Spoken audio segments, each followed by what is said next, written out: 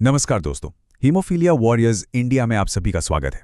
आज हम बात करने वाले हैं कि हीमोफीलिया के लिए घर पर फैक्टर इन्फ्यूजन कैसे किया जाता है और हाँ, इसके बाद क्या क्या सावधानियां रखनी चाहिए ये भी समझेंगे। अगर आपके परिवार में किसी को हीमोफीलिया है तो ये जानकारी आपके लिए बहुत बहुत ज़रूरी है। अच्छा, आगे बढ़ने से पहले एक बात बिल्कुल साफ कर दूं। ये जो जानकारी हम दे रहे हैं, ये सिर्फ एक गाइड है।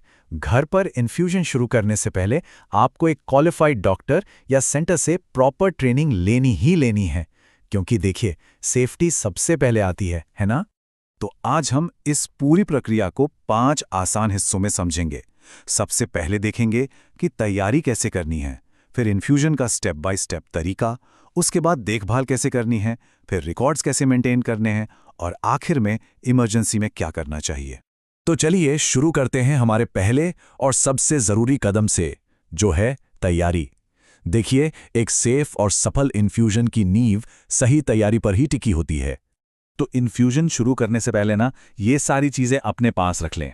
डॉक्टर का बताया हुआ factor, syringe, butterfly needle, alcohol वाले स्वब, रुई, एक टॉर्निकेट और हाँ, सबसे ज़रूरी, इस्तेमाल की हुई सुइयों को फेंकने के लिए एक शार्प्स कंटेनर। यहाँ एक बहुत ही ज़रूरी सेफ्टी रूल पर ध्यान देना है। इस्तेमाल की गई सुइयों को सही से डिस्पोज करना बहुत ज़्यादा ज़रूरी है। इन्हें हमेशा हमेशा एक शार्प्स कंटेनर में ही फेंकना चाहिए। ऐसा करने से घर में किसी को भी गलती से चोट लगने या इन्फेक्शन का खतरा नहीं रहता। ठीक है, अब इन्फ्यूजन से ठीक पहले आपको ये 4 काम ज़रूर करने हैं। पहला, अपने हाथों को साबुन से कम 20 सेकंड तक अच्छे से धोना है। दूसरा, फैक्टर की एक्सपायरी डेट ज़रूर चेक करें।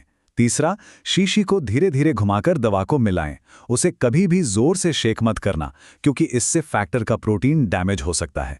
और चौथा, देखें कि घोल बिल्कुल साफ हो। अगर वो धुंधला या क्लाउडी है तो उसे बिल्कुल इस्तेमाल ना करें। चलिए, तैयारी पूरी हो गई। अब आते हैं सबसे अहम हिस्से पर, इन्फ्यूजन की असली प्रक्रिया। इस स्टेप के दौरान आपको बहुत ध्यान से और आराम से काम करना है। प्रोसेस शुरू करने से पहले एक साफ, शांत और अच्छी रोशनी वाली जगह चुनें। और हाँ, आराम से बैठना बहुत ज़रूरी है। इससे पूरी प्रक्रिया आसान और तनाव मुक्त हो जाती है। तो सबसे पहले नस को उभारने के लिए टॉर्निकेट लगाइए। फिर जहां इंजेक्शन लगाना है उस जगह को अल्कोहल स्वैब से साफ करें और उसे अपने आप सूखने दें, फूंक मारकर नहीं। अब बटरफ्लाई नीडल को आराम से नस में डालें। अगर ट्यूब में खून की एक छोटी सी बूंद दिखे, जिससे फ्लैशबैक कहते हैं, तो समझ जाइए कि सुई सही जगह पर है।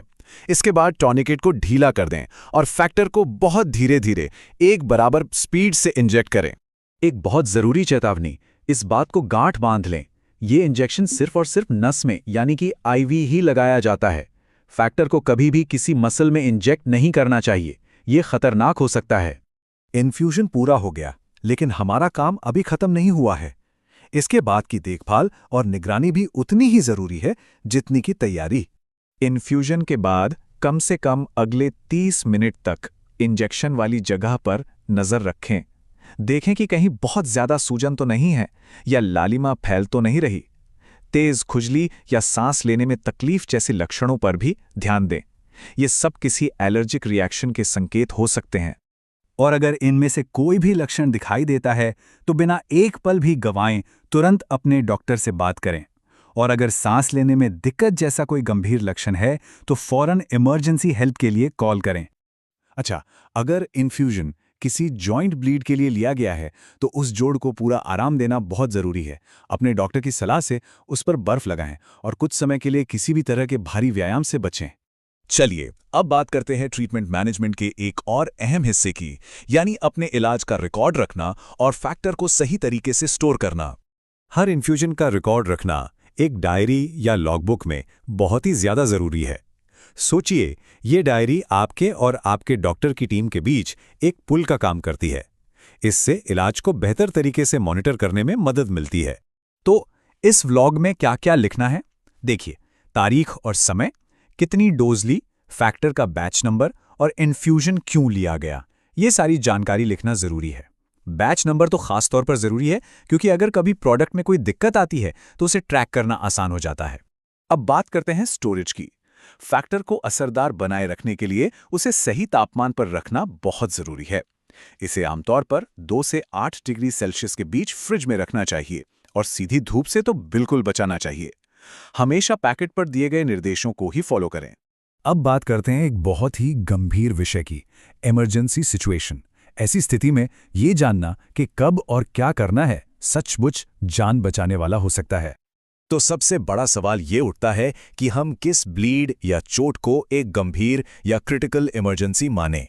तो ध्यान से सुनिए, सिर पर लगी कोई भी चोट, चाहे वो छोटी ही क्यों न लगे, गर्दन या गले में ब्लीडिंग, बिना किसी वजह के बहुत तेज दर्द या ऐसा खून बहना जो रुक ही नहीं रहा हो, ये सभी मेडिकल इमरजेंसी हैं। इनमें आपको फौरन मदद लेनी है।